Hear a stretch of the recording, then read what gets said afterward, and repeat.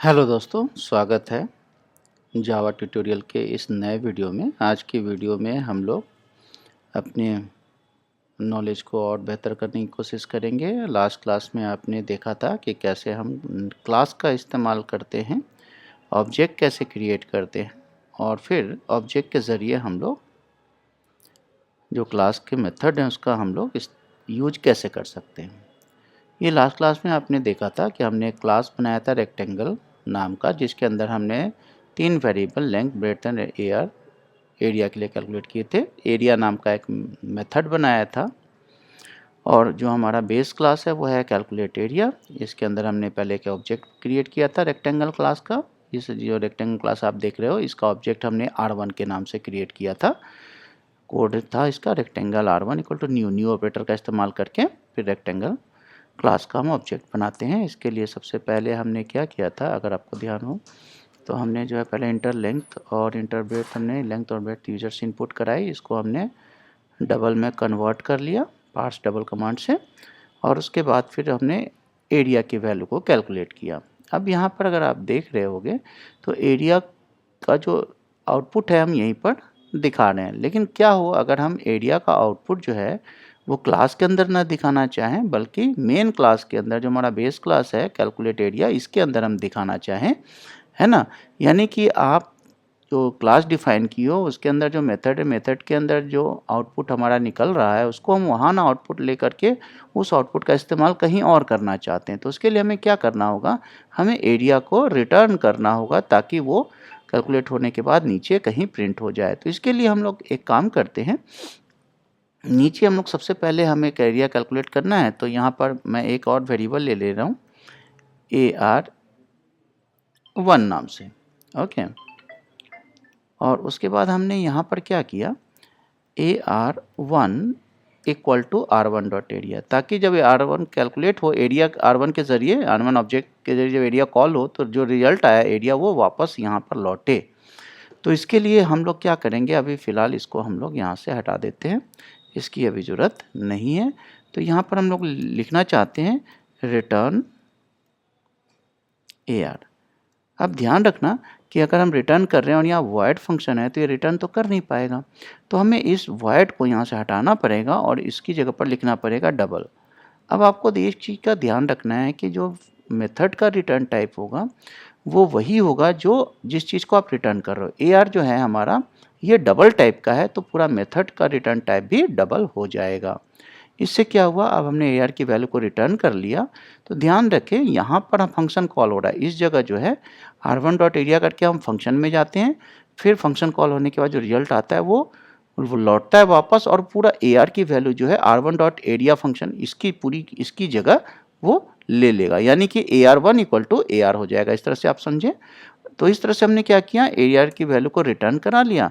अब उसके बाद इसको हम लोग यहाँ पर आउटपुट को प्रिंट करा लेते हैं। प्रिंट कराएंगे तो हम लोग क्या लिखेंगे, एरिया ऑफ रेक्टेंगल यहाँ पर AR1 कर देते हैं क्योंकि AR1 में हम इसको रिटर्न करा रहे हैं। और इस तरह से क्या हुआ कि ये जो है एक रिटर्न टाइप मेथड बन गया। जो वॉइड एरिया था, वॉइड टाइप मेथड था, उसकी जगह आप रिटर्न टाइप मेथड हो गया। अब इसको आप चला करके देख सकते हैं।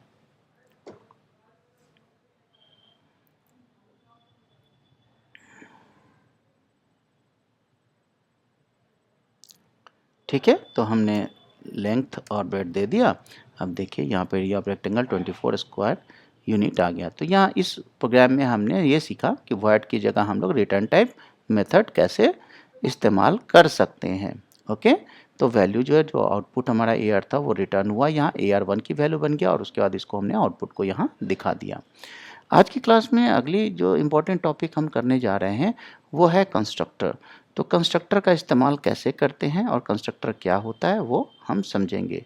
तो बेसिकली कंस्ट्रक्टर क्या होता है, constructor is a member function of a class, या मेंबर मेथड कह सकते हैं आप इसको। इसको मैं थोड़ा सा और डिटेल लिख दूँ। कंस्ट्रक्टर्स आर मेंबर फंक्शंस, जिसको मेथड्स भी कहते हैं, of a class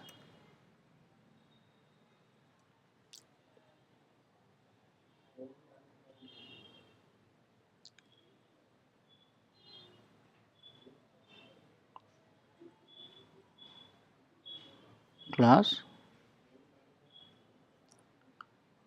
which have the same name as that of the class, ठीक है, and which are used to initialize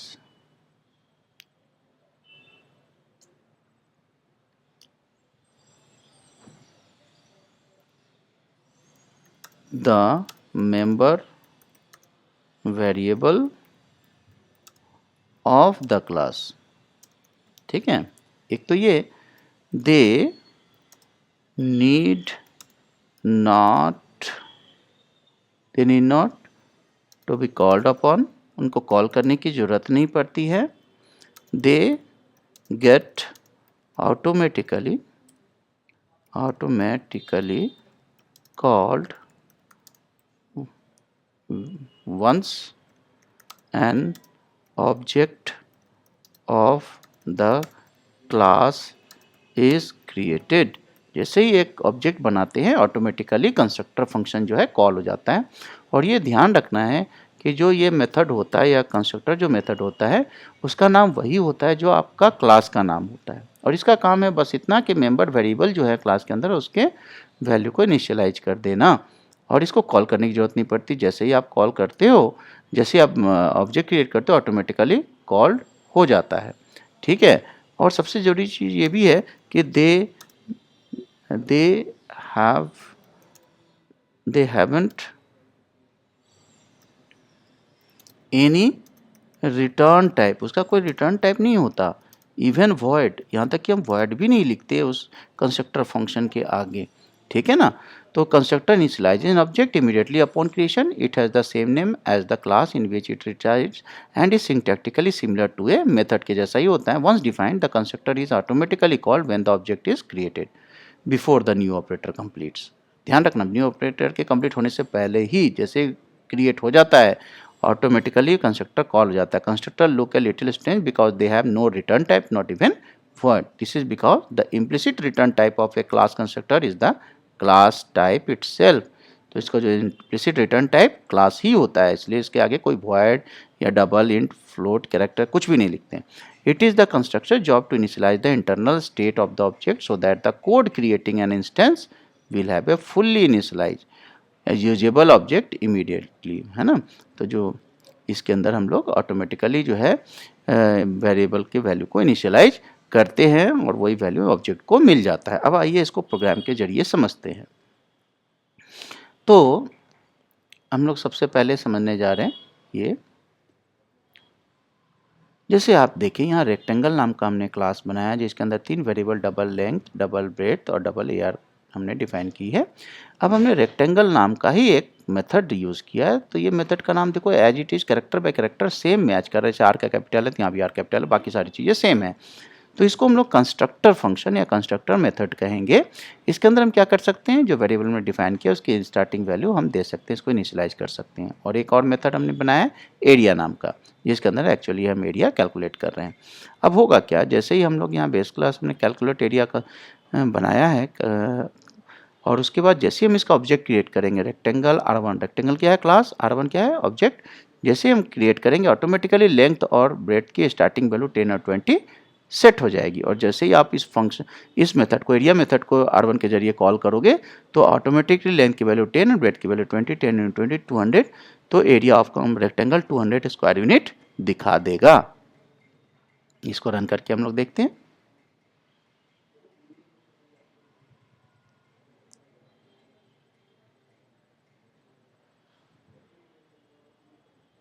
ये आ गया area of rectangle 200 square unit. तो यहाँ पर हमने जो है यहाँ पर वैल्यू वेरिएबल के वैल्यू को इनिशियलाइज किया using constructor a member method of a class having the same name as that of the class. और इसको कॉल करने की जरूरत नहीं होती, हमने R1 डॉट रेक्टेंगल कहीं नहीं लिखा है और जैसे ही ऑब्जेक्ट बना ऑटोमेटिकली ये कॉल हो गया। अब एक और प्रोग्राम जिसमें हम लोग इनपुट लेना चाहते हैं मेन के अंदर और उसके बाद वो वैल्यू को हम लोग इनिशियलाइज करना चाहते हैं कंस्ट्रक्टर के जरिए, उसके लिए मैंने एक और प्रोग्राम बनाया है। यहाँ पर रेक्टेंगल क्लास बनाया, वैसे ही वेरिएबल बनाया।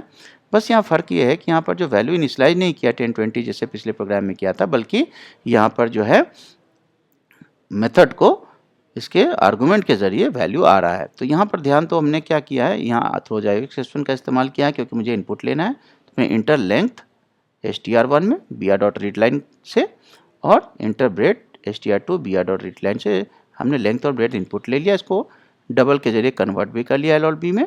अब देखिए यहाँ पर ऑब्जेक्ट मैंने बाद में बनाया है ना, इनपुट लेने के बाद। और यहाँ पर रेक्टेंगल R1 रेक्टेंगल क्लास है, R1 ऑब्जेक्ट है, new rectangle L comma B bracket में डाल दिया, यानी L और B जो इनपुट हमने लिया है वो यहाँ से पास ऑन हो जाएगा रेक्टेंगल कंस्ट्रक्टर को, यानी L की वैल्यू जो है आपकी L1 में कॉपी हो जाएगी, B की वैल्यू B1 में कॉपी हो जाएगी, फिर L1 की वैल्यू लेंथ को मिल जाएगा, B1 की वैल्यू ब्रेड्थ को मिल जाएगा। और जब R1 डॉट एरिया मेथड को आप कॉल करेंगे तो एरिया कैलकुलेट हो जाएगा और फिर हमारा output area of rectangle AR square unit जो भी है वो आउटपुट आ जाएगा। इसमें हम इनपुट लेकर के कंस्ट्रक्टर, और ये पैरामीटराइज कंस्ट्रक्टर इसको कह सकते हैं क्योंकि आपने इसमें क्या किया, बेसिकली इसमें आपने पैरामीटर पास किया है L और B जो आप इनपुट ले रहे हो, तो इसको पैरामीटराइज कंस्ट्रक्टर कहेंगे। इसमें हम पैरामीटर डाल रहे हैं और उसके बाद उसके अंदर हम लोग जो है आउटपुट जनरेट कर रहे हैं, है ना।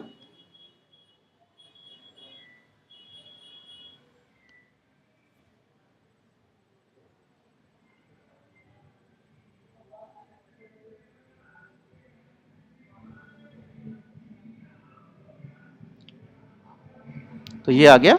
अब आपके सामने अब आउटपुट थोड़ी देर में ही आ जाएगा, जिसमें इंटर लेंथ आ रहा, मान लो इंटर लेंथ मैंने 12 दे दिया और फिर ब्रेड्थ हमने 15 डाल दिया। ये दो पैरामीटर हमने लिए हैं लेंथ और ब्रेड्थ के लिए, तो ऑटोमेटिकली देखो एरिया ऑफ रेक्टेंगल क्या कैलकुलेट हो गया 180, यानी कि जो पैरामीटर यानी जो वैल्यू लेंथ और ब्रेड्थ का लिया है वो एज ए पैरामीटर वो कंस्ट्रक्टर को पास ऑन हुए, जिससे इसके इंटरनल जो वेरिएबल लेंथ और ब्रेड्थ है उसके अंदर ऑटोमेटिकली वैल्यू पास हो गया और उसके बाद फिर हमारा एरिया कैलकुलेट हो गया और एरिया हमने निकाल लिया। तो इसको हम लोग कहेंगे पैरामीटराइज कंस्ट्रक्टर रेक्टेंगल को। ओके, आशा है आप कंस्ट्रक्टर को समझ गए होंगे। बड़े बेसिक प्रोग्राम से हमने इसको दो तरीके से समझा है, एक विदाउट पैरामीटर और एक पैरामीटराइज कंस्ट्रक्टर। आशा है आपको ये वीडियो अच्छा लगा होगा। अगर ये वीडियो अच्छा लगा हो तो आप प्लीज़ इसे लाइक करें, शेयर और सब्सक्राइब करें। मिलते हैं अगले एजुकेशनल वीडियो में, तब तक के लिए